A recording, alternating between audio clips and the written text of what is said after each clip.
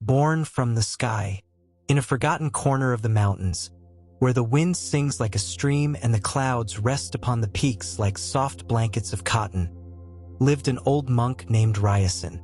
No one knew where he had come from, nor how long he had been there. They only said that one day, he appeared walking through the mist, with a smile on his lips and the sky in his eyes. Ryason didn't speak much, but when he did, his voice was like the whisper of falling leaves. He used to say he wasn't born of a woman, nor brought by ship, nor by chance. "I was born from the sky," he murmured as he prepared his tea. "Like the rain, like the song of the wind, no beginning, no end." The children of the valley, fascinated by the man who never seemed to age and was always at peace, often climbed up to his hut, made of bamboo and silence, to hear him tell stories as the sun slowly disappeared behind the pines. One autumn afternoon, one of them asked curiously, "Master, what does it mean to be born from the sky?" Ryason closed his eyes, took a deep breath, and pointed upward. "Look at the sky," he said. "Does it have edges? Does it belong to anyone? To be born from the sky is to remember we are as free as the clouds. We belong nowhere, and so we belong everywhere." And with that, he began to tell a story few have ever heard in full, a story that whispers to the heart when everything becomes still. "Long, long ago," Ryason began, "there was a child who had no name. No one saw him arrive. One morning at dawn, he was found sleeping beneath a blossoming cherry tree, wrapped in a cloak made of petals and light. He did not cry. He asked for nothing. He simply breathed in peace, as if he already knew all the secrets of the world. The villagers, astonished, didn't know what to make of the boy who neither spoke nor wept. Some said he was a spirit of the forest. Others believed he was a blessing sent from the sky. No one dared give him a name, perhaps because in his gaze it seemed he already had everything. The boy grew slowly, unhurried by time. He loved to watch the leaves dance in the wind, to follow the flight of insects, and to listen to the sound of Tibetan bowls echoing from the hilltop temple. He never spoke a word, but around him, everything became stillness. One afternoon, as he watched a dragonfly land gently on his finger, an old woman approached and asked, "Little one, where do you come from?" The boy looked up, smiled softly, and with a voice like a spring breeze, spoke for the very first time. "I fell from the sky, just like you, just like everyone else. Only you have forgotten."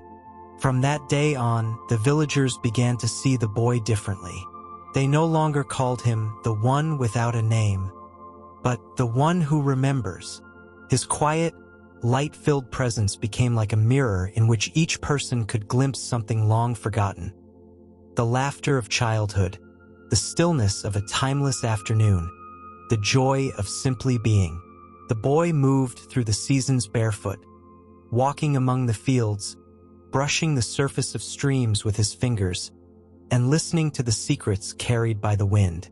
Sometimes he would sit beneath a tree, eyes closed for hours, and though he rarely spoke, when he did, his words fell like seeds into the hearts of those who listened. One day, a farmer approached him, his face heavy with worry.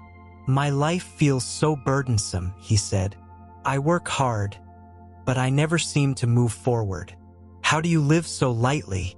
The boy smiled, picked up a tiny seed from the ground, held it in his palm, and gently replied, "The seed does not try to become a flower.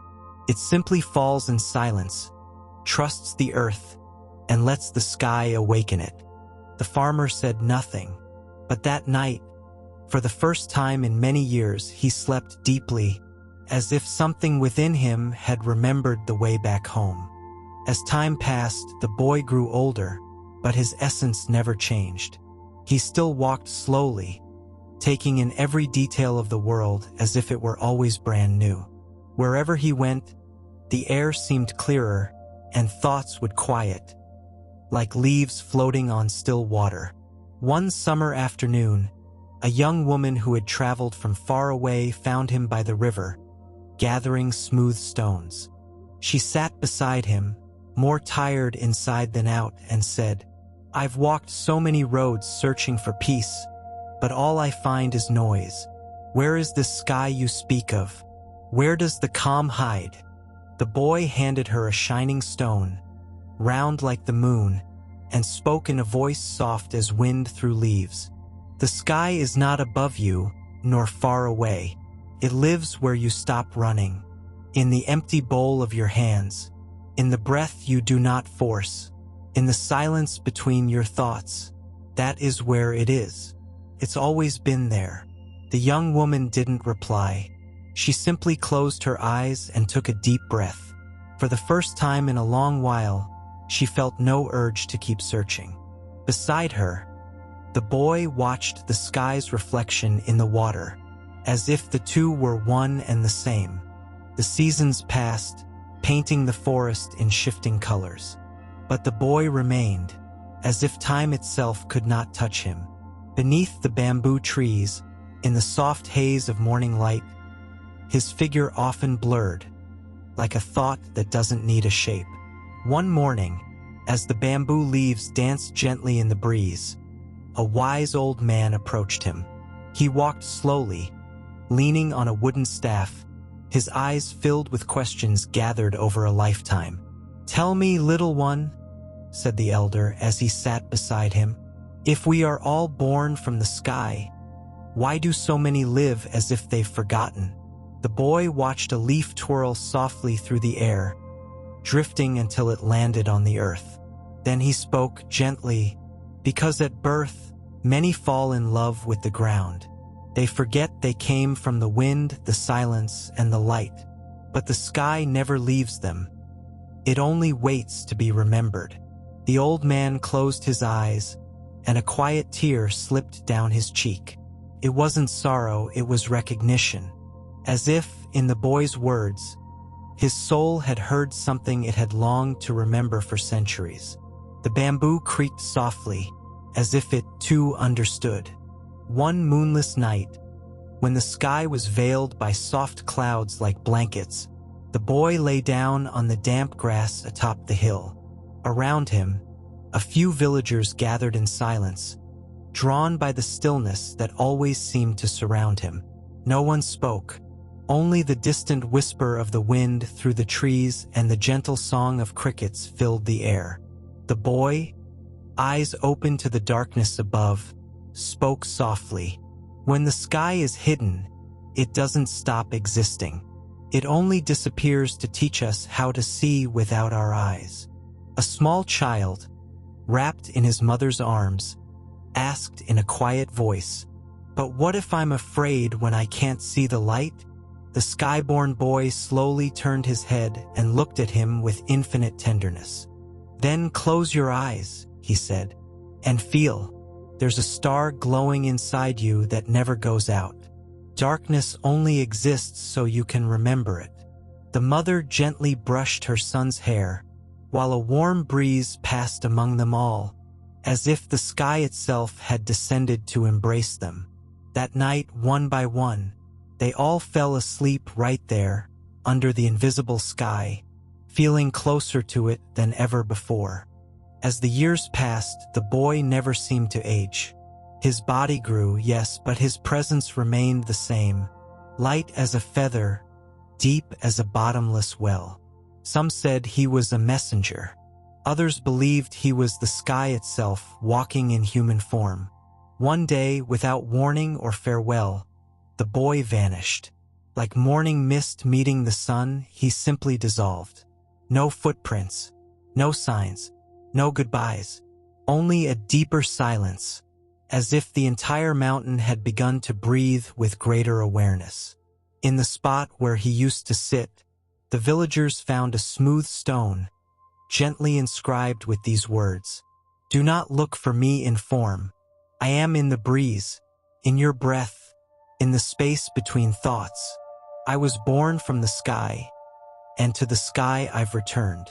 Since then, whenever someone in the village feels lost, they sit beneath the bamboo trees, close their eyes, and remember, not words, not images, but a quiet, steady feeling, the knowing that they were never truly alone, because the sky was always within them. And in remembering that, the heart softens, the mind grows still, and everything returns to its place. And so, the story of the child born from the sky did not end. It simply changed form. He is no longer seen with the eyes, but felt when the soul becomes still. His voice lives on in every silence we dare to enter, in every gaze free of judgment, in every gesture born from unconditional love. Some remember him when they see a flower bloom without effort. Others, when they hear the distant song of a bird at dawn. But all, at some quiet moment, have felt his presence. For he did not come to teach with words, but with the way he was. He left no commandments, only spaces in which to rest. And on calm nights, when the body lets go, and the mind stops running, if you listen closely, you may hear him like a whisper rising from the heart of the stars. Rest now, wandering soul, you are home. The sky is not far. It has always been within you.